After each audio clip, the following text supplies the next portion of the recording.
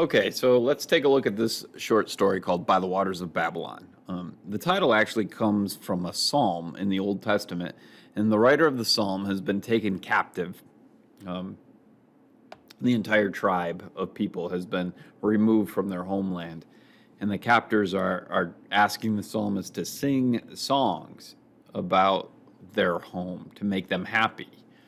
And the psalmist basically is saying, I can't remember any of them. And if I forget, I should be as good as dead if I forget where I came from. So I'll start reading, and then every once in a while we'll kind of stop and maybe chat about what we notice or what I notice. The north and the west and the south are good hunting ground, but it is forbidden to go east. It is forbidden to go to any of the dead places except to search for metal. And then he who touches the metal must be priest or the son of a priest. Afterwards, both the man and the metal must be purified. These are the rules and the laws. They are well made.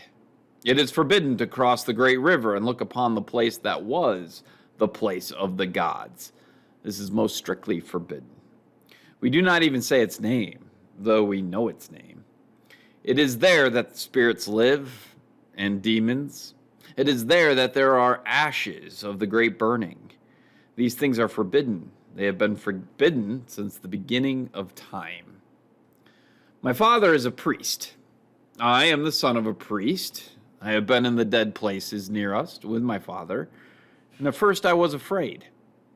When my father went into the house to search for metal, I stood by the door, and my heart felt small and weak. It was a dead man's house, a spirit house.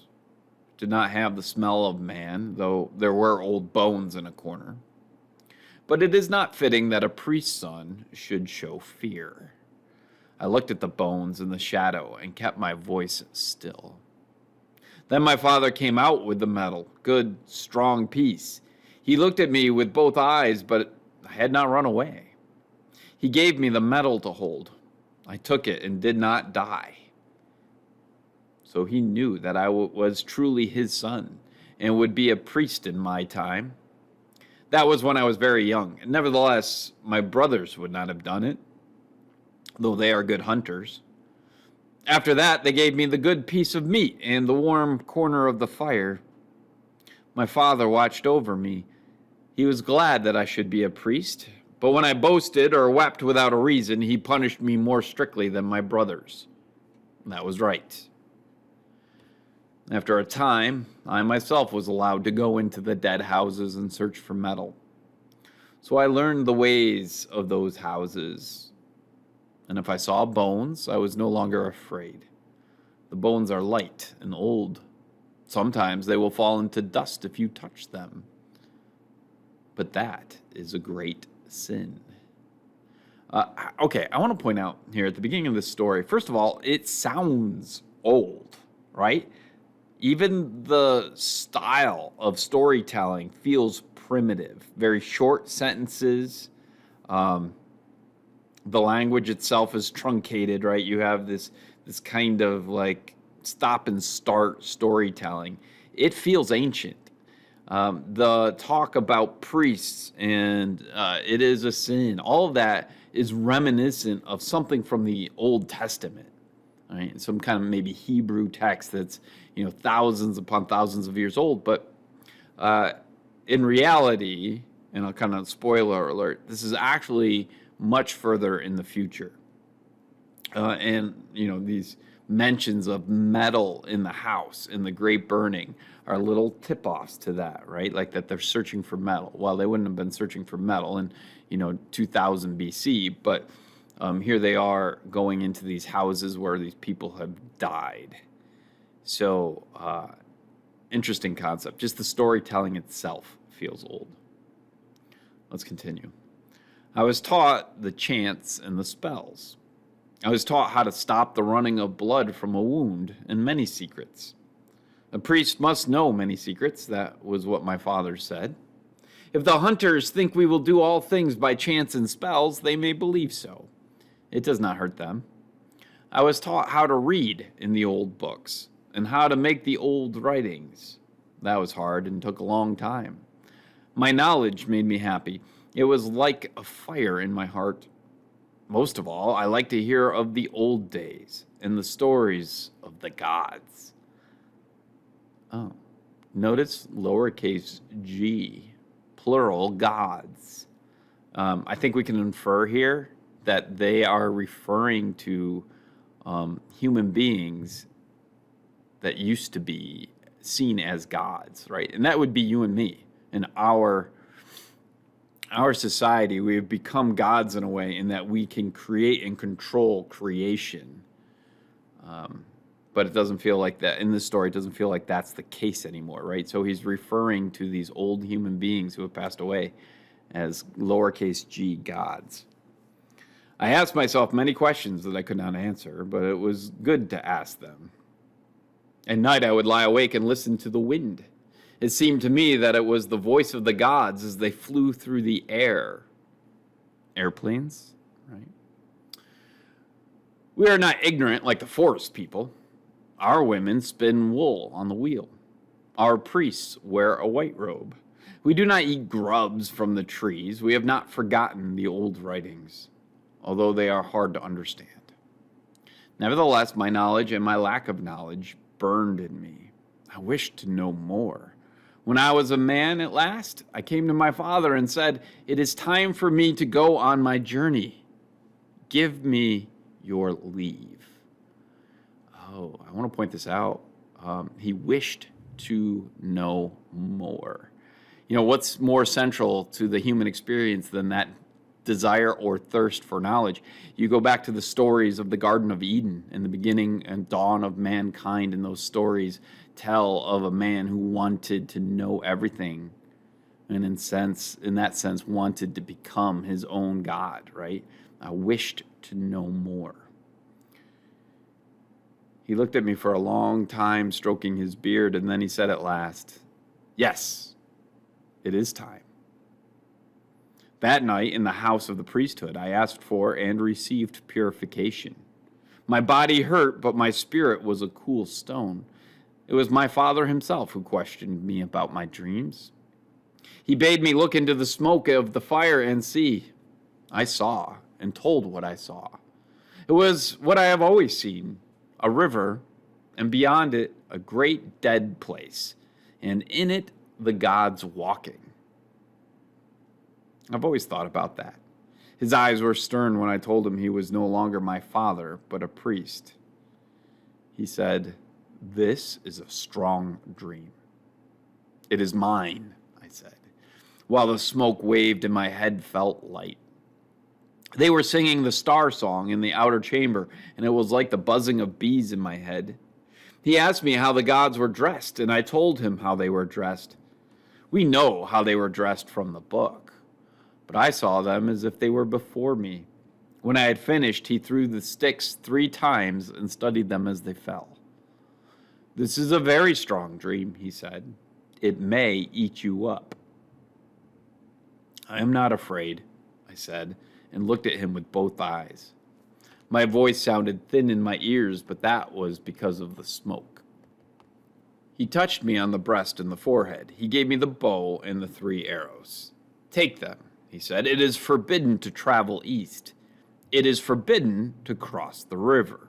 It is forbidden to go to the place of the gods. All these things are forbidden." "All these things are forbidden," I said. But it was my voice that spoke and not my spirit. He looked at me again. "My son," he said, "once I had young dreams. If your dreams do not eat you up, you may be a great priest. If they eat you up, you are still my son. Now go on your journey." I went, fasting, as is the law. My body hurt, but not my heart. When the dawn came, I was out of sight of the village. I prayed and purified myself, waiting for a sign. The sign was an eagle. It flew east. Sometimes signs are sent by bad spirits. I waited again on the flat rock, fasting, taking no food. I was very still. I could feel the sky above me and the earth beneath. I waited till the sun was beginning to sink. Then 3 deer passed in the valley. going east.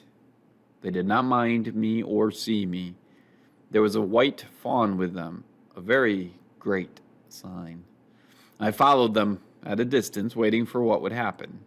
My heart was troubled about going east, yet I knew that I must go. My head hummed with my fasting. I did not even see the panther spring upon the white fawn, but before I knew it, the bow was in my hand. I shouted, and the panther lifted his head from the fawn.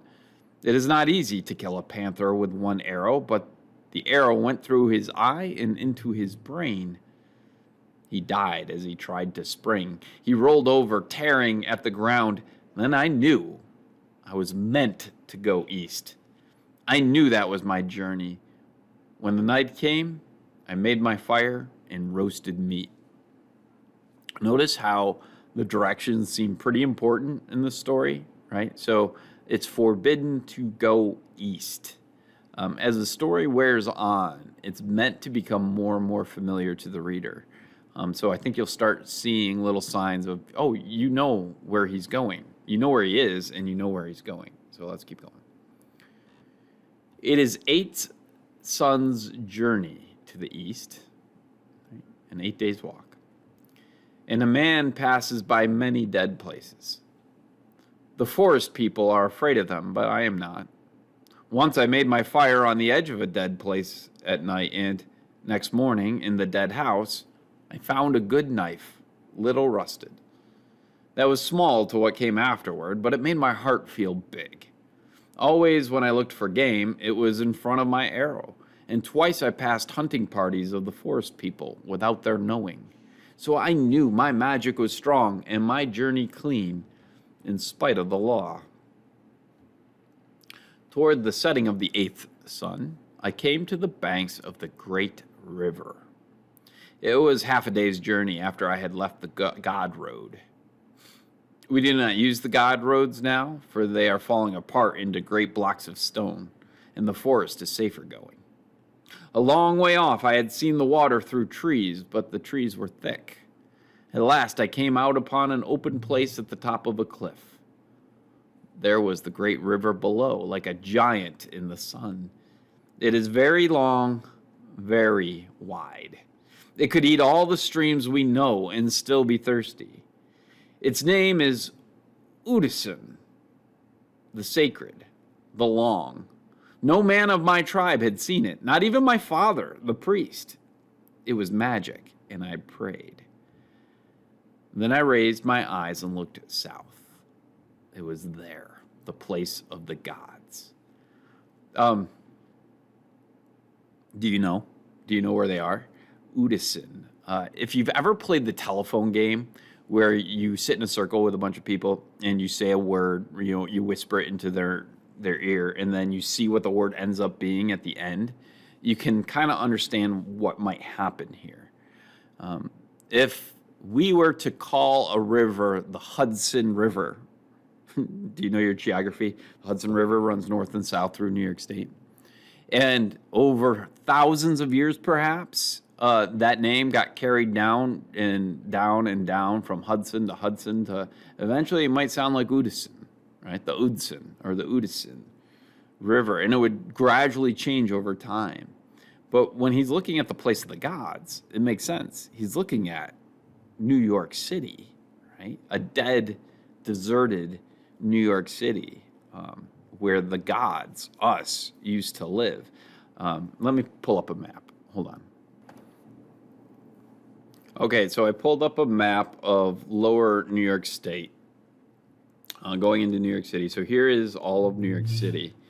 And you can see the Hudson River here. Like the narrator says, it's this, giant river that can swallow up all the rivers they know. Let me switch to satellite here. Or actually, let's go to train. You can see the forest people he talks about. It takes him 8 days to walk from where he lives across to this forbidden Hudson or Udison River that nobody's seen, and he passes by the forest people.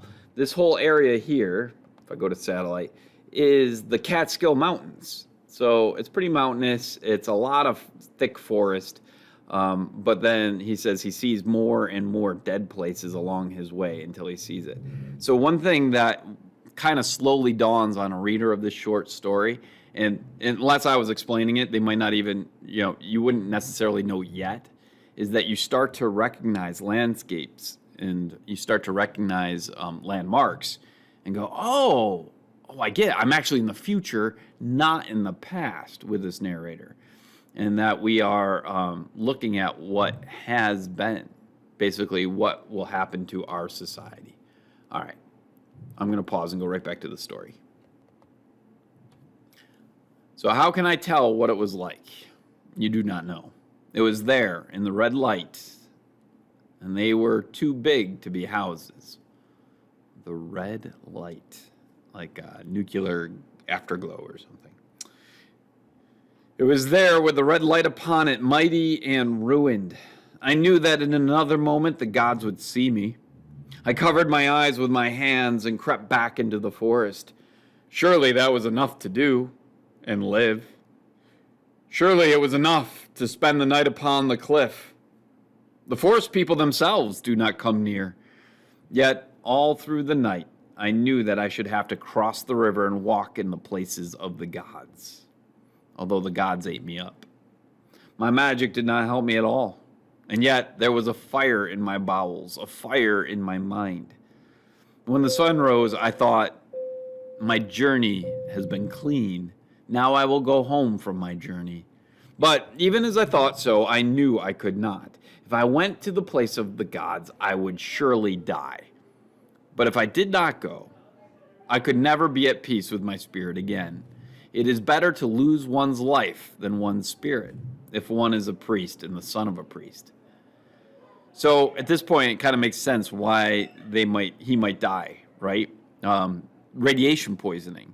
If he was to go into the place of the gods, everybody before him who went to the place of the gods would never return. They would get radiation sickness from whatever nuclear disaster happened, and they would die, right? So they learned not to touch metal. They learned not to go to these places because of the radiation that would kill them.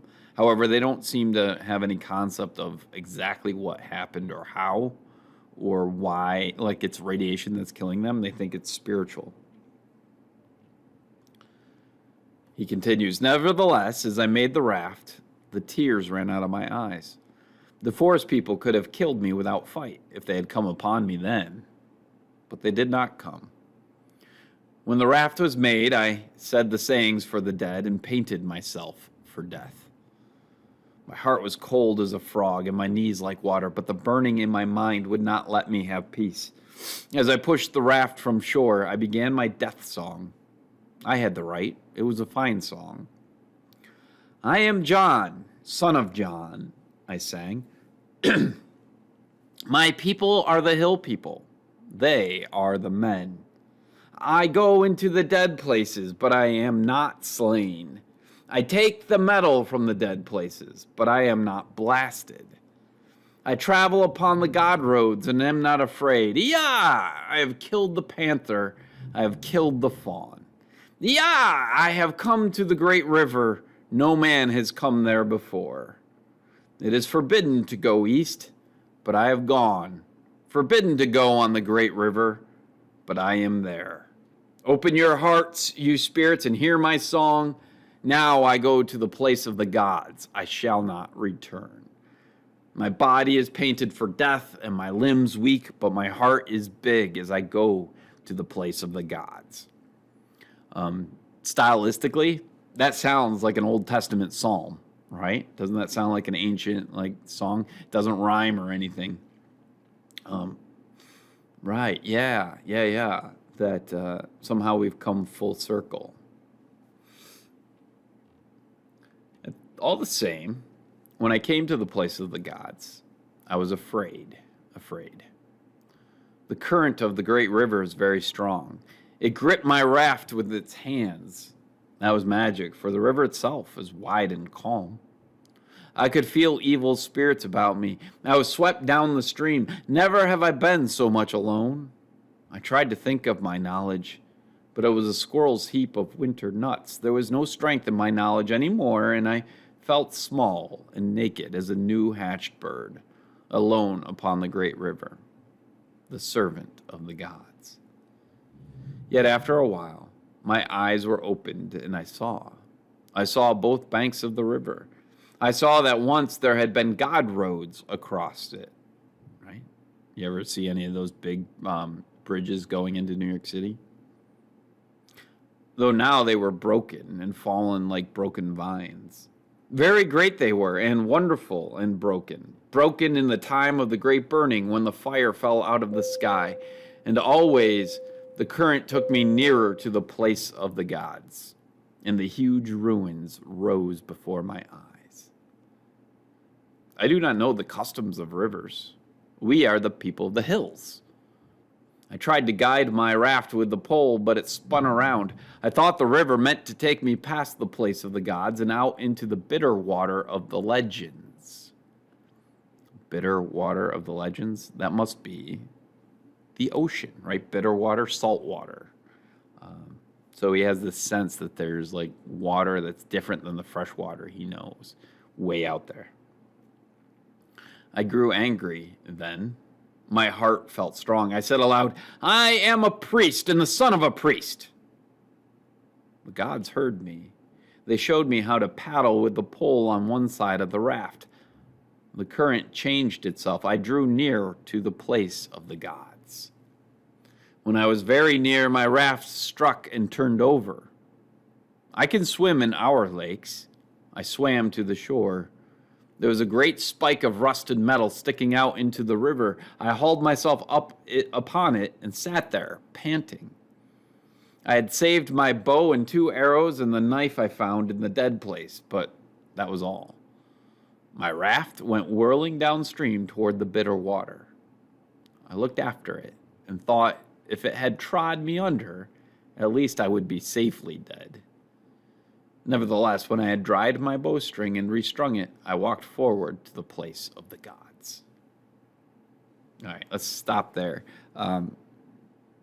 So now, knowing this, maybe this is the second time you're reading this through, or you're reading it with me, knowing the landscape here of being New York City, it does kind of make sense. On your first read through, without any prior background knowledge or idea of what's going on, my guess is, as a reader, you're kind of struggling, grasping for sense of when and where, place in time, when is this taking place. All right. We'll talk more next time.